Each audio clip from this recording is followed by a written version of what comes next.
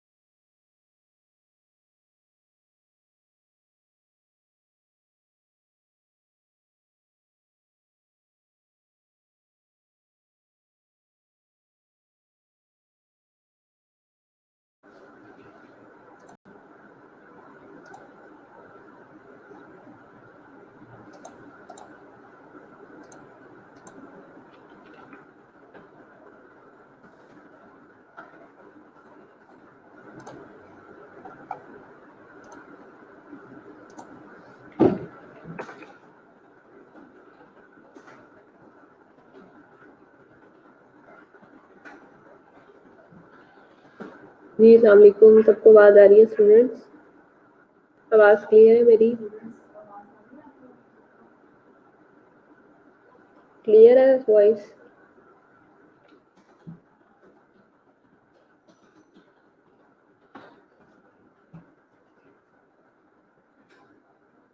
कल सब स्टूडेंट्स ने आर्टिकल नहीं सबमिट करवाया था, जैसे कि मैंने आप लोगों को कहा भी था कि आप लोगों ने सब ने अपना अपना आर्टिकल सबमिट करवाना। जिन स्टूडेंट्स का मुझे नहीं मिला उनकी अटेंडेंस नहीं गई, और जिन स्टूडेंट्स ने आर्टिकल सबमिट करवाया है उनकी अटेंडेंस चली जाएगी।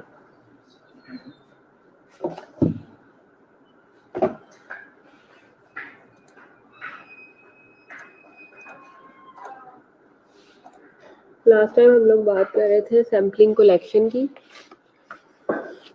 इसमें हमने कंटेंट इंट्रोडक्शन पढ़ा था, information link to sample, quality assurance,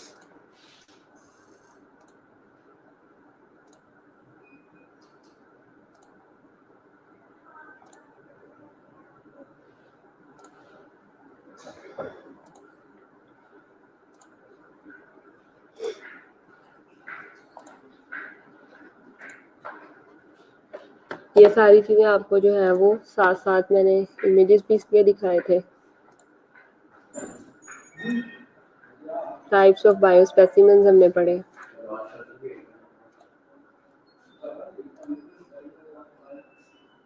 types of blood sample collection पढ़ी।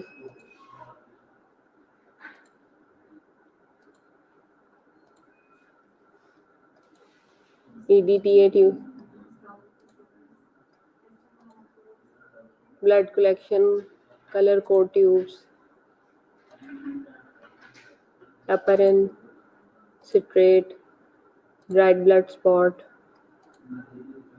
valid specimen, blood components,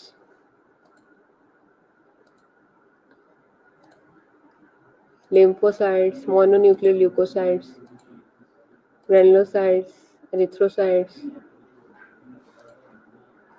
plasma and serum के बारे में हमने पढ़ा, पूल्ड एलोकेट पढ़ा, पूल्ड एलोकेट्स, DNA एक्सट्रैक्शन पढ़ी हमने, प्रोसेसिंग,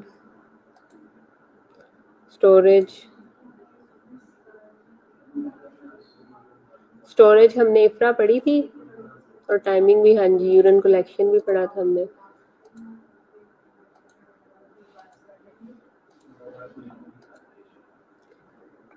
ब्लड का पढ़ा था हमने, यूरिन का पढ़ा था। ये मेरा ख्याल हमने यूरिन नहीं पढ़ा था, तो इफ्रा सादिया यूरिन से हमने पढ़ना है, ब्लड तक का हमने कंप्लीट किया था।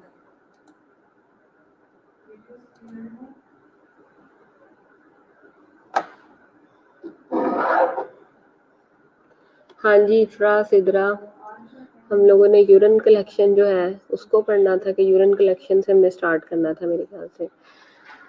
यूरिन कलेक्शन में सबसे पहले फर्स्ट मॉर्निंग आ जाता है, रैंडम आ जाता है, फ्रैक्शनल आ जाता है और टाइम्ड आ जाता है। आवाज़ आ रही है सबको मेरी? सिदरा, इफ्रा, सादिया, आसमा, आवाज़ क्लियर है बेटा मेरी?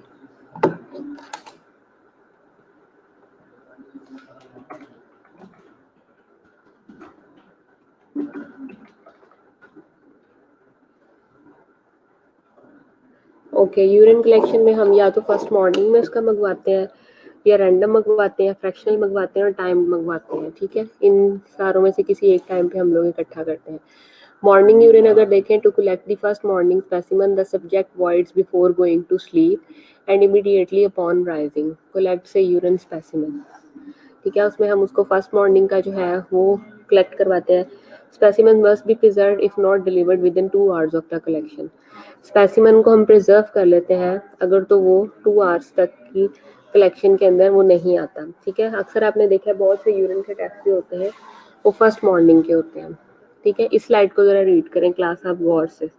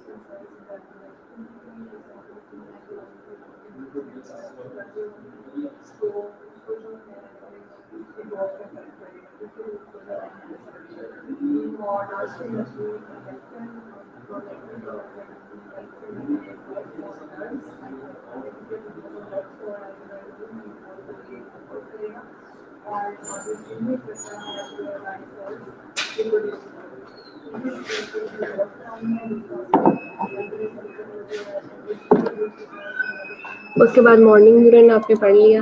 नेक्स्ट है random urine. Random urine can be collected at any time, वो किसी के टाइम भी कलेक्ट किया जा सकता है। The specimens are usually satisfactory for the routine screening. Specimens जो होते हैं वो यूजुअली सेटिस्फैक्ट्री होते हैं फॉर रूटीन स्क्रीनिंग, आपकी रूटीन की स्क्रीनिंग के लिए। एंड आर साइटोलॉजी स्टडी ये होती है जिसमें हम डिफरेंट सेल की स्टडीज करते हैं, उसको हम साइटोलॉजी स्टडी कहते हैं।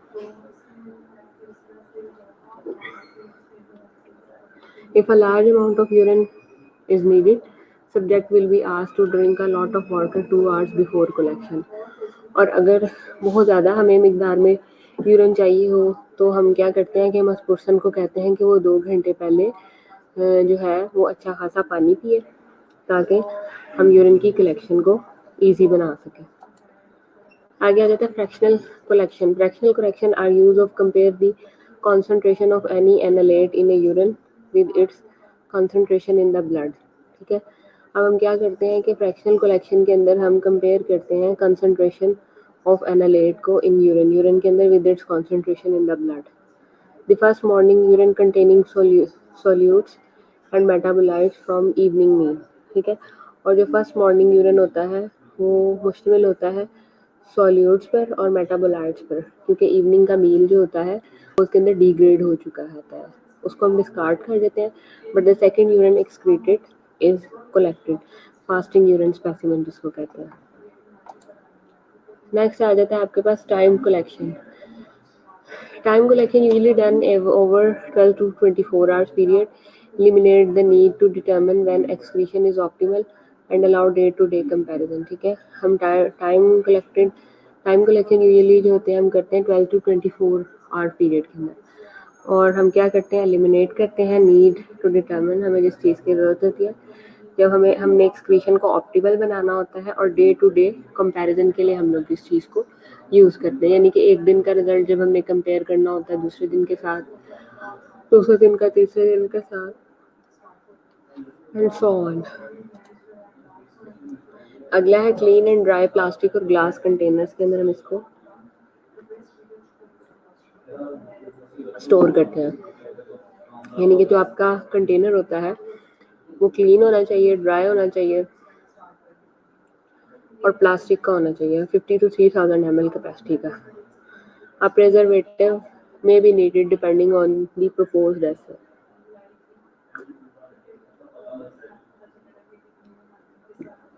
Total volume must be recorded. Total volume जो होता है उसको रिकॉर्ड किया जाता है। Specimen well mixed to ensure homogeneity. Specimen को अच्छी तरह से मिक्स किया जाता है और एलोकेट किया जाता है फॉर स्पेसिफिक ऐसे के लिए उसको एलोकेट किया जाता है। ये यूरिन कलेक्शन वो है कंटेनर जिसके अंदर यूरिन को कलेक्ट किया जाता है और स्टोर किया जाता है।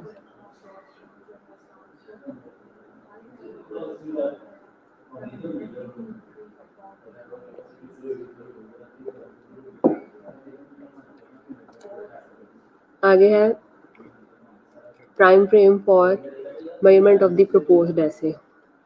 प्रपोज्ड ऐसे के लिए टाइम फ्रेम क्या चाहिए होता है, माइक्रोबियल कंटेमिनेशन चाहिए होती है, cost of storing large volumes of the material चाहिए होता है, vacuity of the studies on the effect of the long term storage on qualitative और क्वांटिटेटिव डिटेक्शन चाहिए होती है।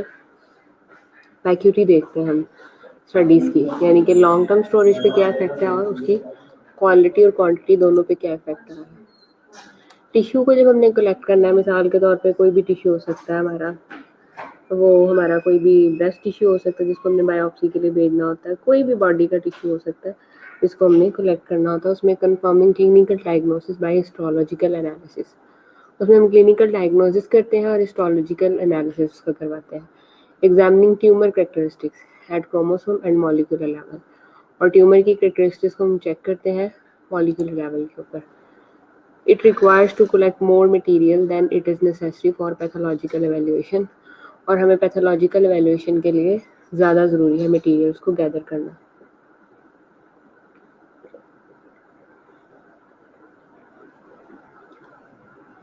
और जब कभी मुमकिन हो तो tissue sample should contain both tumour and normal tissue to permit to study different characteristics of the two tissues. Tissue collection में आपके पास फॉर्मेलिन आ जाती है जो कि फिक्स्ड पैराफिन होती है, एम्बेडेड टिश्यू स्पेसिमेंस है,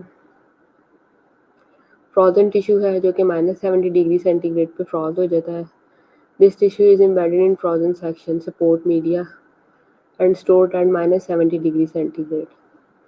स्नैप फ्रोजन टिश्यू आ जाते हैं, ये देखिए लेबॉर्ट्री टेक्निक्स विद टिश्यू। ये आपने टिश्यू लिया, इसका मैसेंजर आरएनए लैदा कर दिया, ठीक है, ये डीएनए आपने लैदा कर दिया, पीसीआर के लिए आपने आगे भेज दिया, सीक्वेंसिंग के लिए ये भेज दिया क्लिनिकल स्टडीज़ के अंदर, ठीक है। ये एपिडेमियोलॉजिकल स्टडीज़ है कि रिस्क फैक्टर चेक करते हैं, और ये क्लिनिकल स्टडीज़ है जिसमें हम प्रोग्नोस्टिक फैक्टर चेक करते हैं।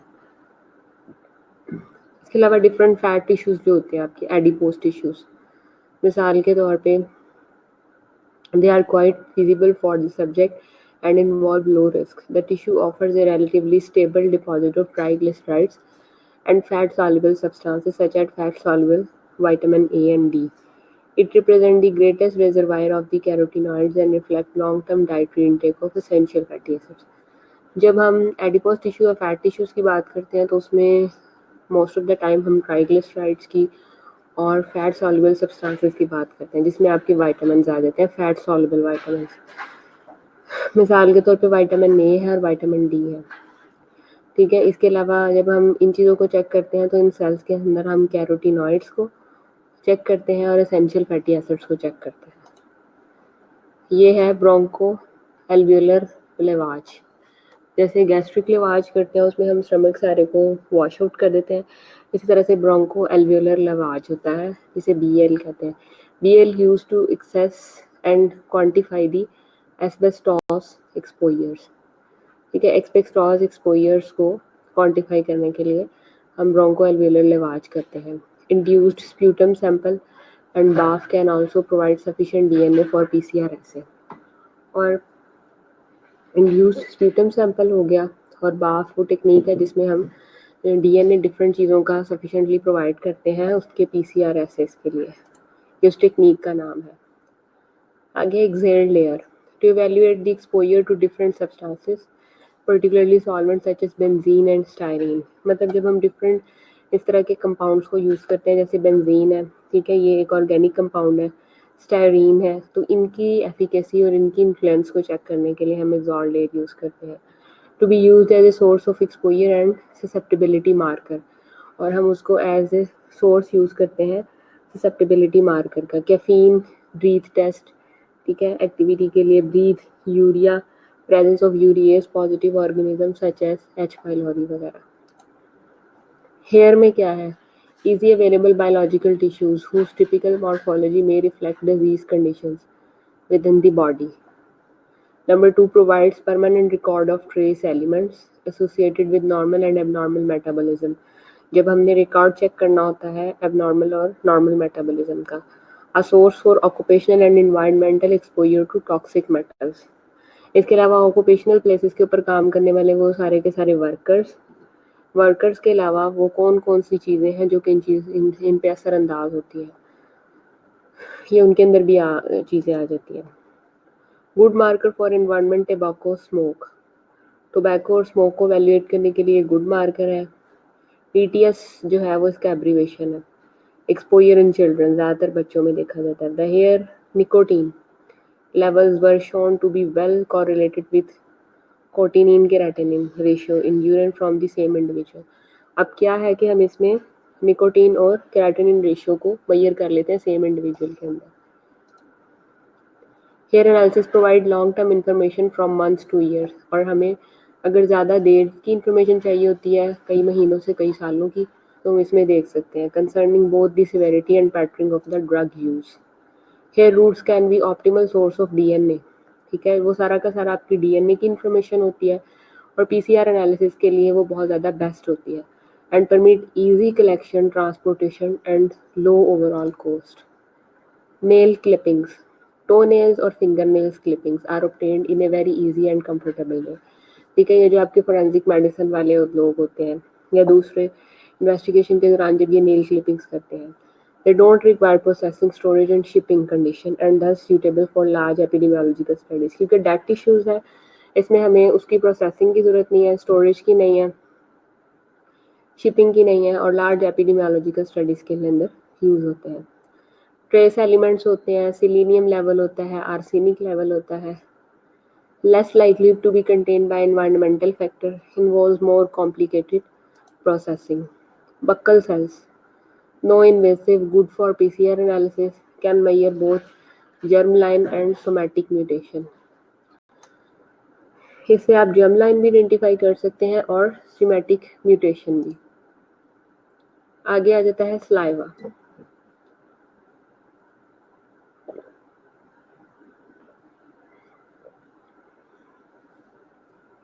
कहते हैं it is an efficient, painless and relatively inexpensive source of biological material for certain assays।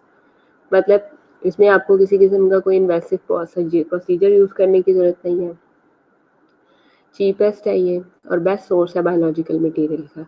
It provides a useful tool for measuring endogenous and xenobiotic compounds।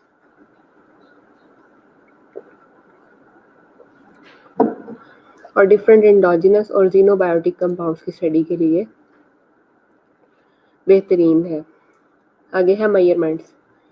Corticosteroids हैं, antibiotic to HIV-1, CYP1A1 phenotype और cytokine level है। The easiest way to collect a large amount of DNA। ये देखें, DNA from saliva, जब हमने saliva से लेना होता है DNA की अपनी सेल्फ सिलेक्शन किट आती है, डिफरेंट प्रोडक्ट इसके फीचर्स हैं। Median DNA yield 1110 microgram, high molecular weight DNA, मतलब ये वो सारी की सारी वेट वाइज जो है उन्होंने किट्स बनाई है। मीडियन DNA जो है वो आपको 110 माइक्रोग्राम तक का जो है वो रिपोर्ट दे सकते हैं, यानी कि इतना वेट हो अगर उस DNA का। हाई मॉलिक्यूलर वेट जो है वो 23 किलो बाइट से ज़्यादा तक का दे सकता है। रैपिड प्यूरिफिकेशन 30 मिनट में होती है स्लाइवा से। Saliva is kept stable at room temperature. Combined collection and purification kit होती है। नॉन इन्वेसिवनेस इंक्रीज कंप्लायंस, यानी कि सिर्फ स्लाइवा आपने गेट करना होता है, उसको भी इन्वेसिवली उसको हासिल नहीं करना होता। Reliable for self administrated collection use by 100 of laboratories world wide. ये देखें, ये सिर्फ आपने इसकी टेक्निक देखनी है कि किस तरह से उन्होंने स्लाइवा को एक्सट्रैक्ट किया। इसमें इसने स्पिट करवाया, स्टोर करवाया और इधर से फिर आपने उसको टाइटन कर दिया कैप को very firmly and gently mix with saliva. Simple purification में देखें, स्लाइवा सैंपल लिया, एलिकेट of saliva, add orgine or purifier and centrifuge, and add alcohol to supernatant to participate DNA. The DNA purification process starts as soon as the collection vial is closed. DNA purification उसी वक्त start हो जाती है जब आप collection vial को close कर देते हैं. The purification process is finished in the lab with a simple alcohol precipitation. Purification process जो है वो finish हो जाता है lab में जैसे ही आप precipitation कर देते हैं. उसके बाद ऑर्गेन प्यूरीफायर इंक्लूड होता है with every order of kit. ये collection method comparison, blood spots, venous blood, mouth wash, buccal swab and organ. Median DNA yield 2 microgram per card है। ये सिंपल उसने जो है वो आपको टोटल कैलकुलेशन बताइए कि अगर आप ब्लड कलेक्शन से लेंगे तो फिर कितना होगा, ठीक है, और अगर ऑर्डर कलेक्शन से लेंगे तो फिर आपको कितनी अमाउंट करनी पड़ेगी।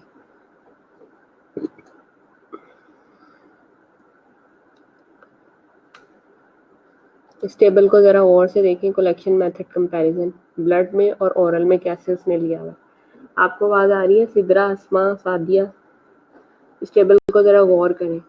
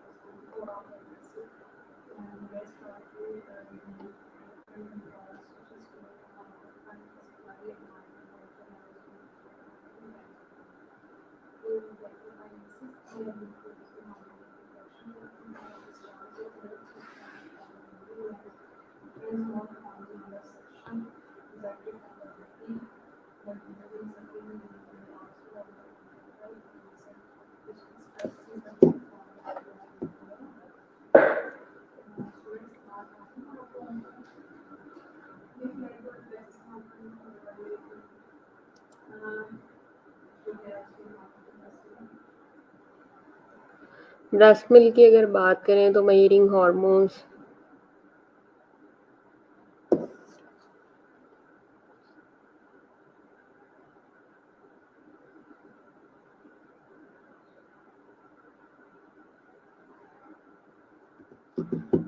मयरिंग hormones exposure to chemical and biological contaminants जैसे कि एफ्लाटॉक्सिन है, सेलेनियम लेवल्स हैं, उसके बाद सेल्स ऑफ इंटरेस्ट है। ठीक है, मतलब एफ्लाटॉक्सिन वो ख़ास किस्म के केमिकल्स होते हैं जो कि